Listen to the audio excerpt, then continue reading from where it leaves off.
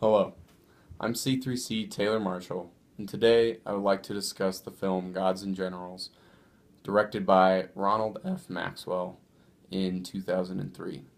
It depicts the events leading up to Gettysburg, specifically four main battles. Gettysburg was also a film directed by Ronald F. Maxwell in 1993. To start, the four main battles that Gods and Generals looks at are First Battle of Bull Run, or the First Battle of Manassas, the Battle of Antietam, or known in the South, the Battle of Sharpsburg, the Battle of Fredericksburg, and the Battle of Chancellorsville. While looking at these four battles, Gods and Generals thoroughly goes through the life of General Thomas Stonewall Jackson and Lieutenant Colonel Joshua Lawrence Chamberlain, both one for the Union and one for the South.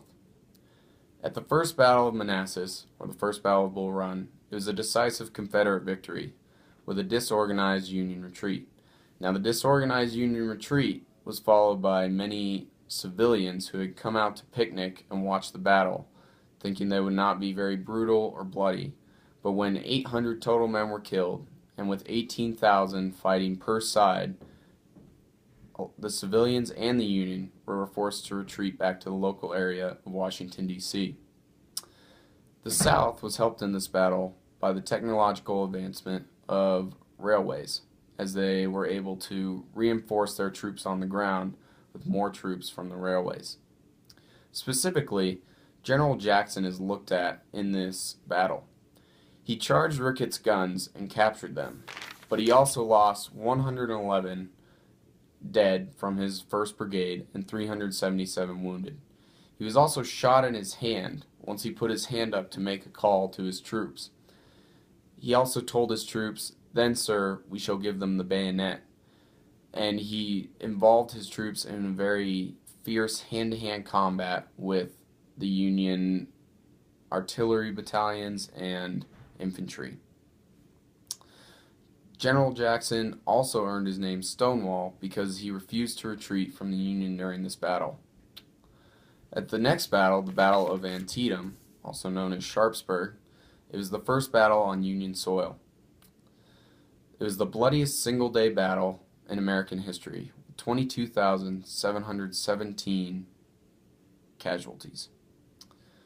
Miller's Cornfield is the main event that is depicted in Gods and Generals.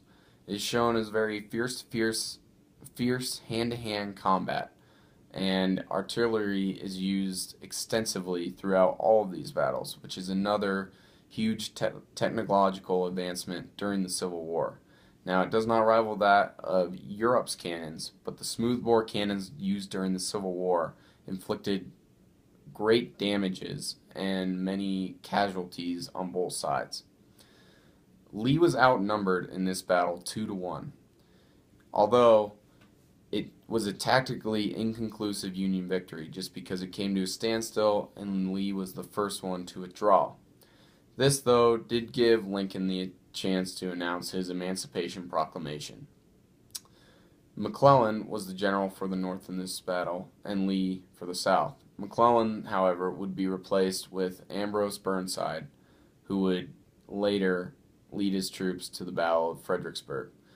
Lincoln goes through many generals throughout the Civil War before he finally finds the one he's looking for in Grant.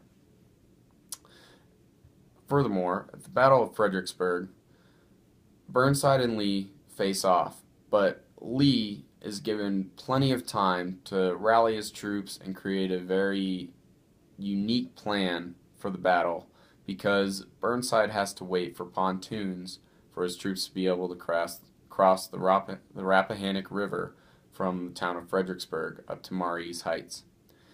Lee has the high ground and inflicts a 2-1 casualty rate on the North.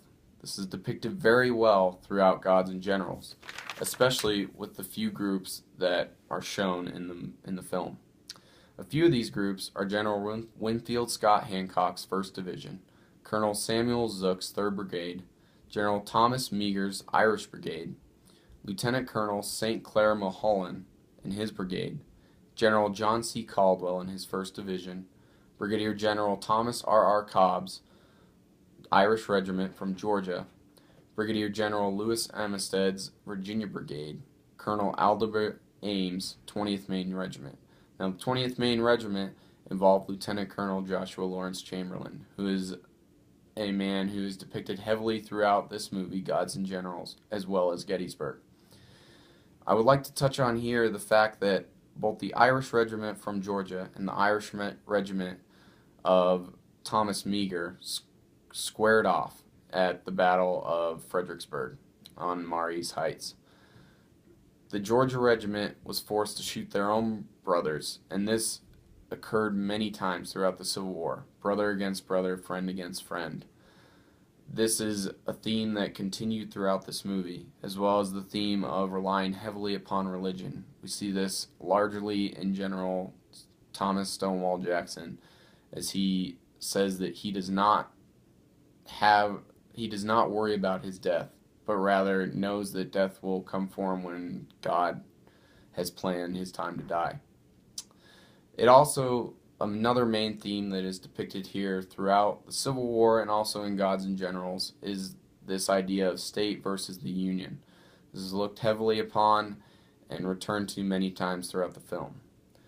Now, back to the Battle of Fredericksburg. It was a massive failure for the North and a huge slaughter, and this is depicted very well in Gods and Generals as the Union forces are trying to cross the river and charge up a massive hill where the Confederates are able to utilize their barricades and the high ground to just mow down troops with artillery and smoothbore rifles. We look finally towards the Battle of Chancellorsville, and this is a very important battle to understand in the Civil War, and Gods and Generals does a great job of depicting this accurately. Jackson has tried to assault the Union's right flank, but he did so during the middle of the night. So when he was returning from his scouting, he was accidentally shot at by the 18th North Carolina Infantry. They shot him 3 times, causing him to fall off his horse and break his arm. This arm would have to be amputated, and not 10 days later, General Jackson died from pneumonia.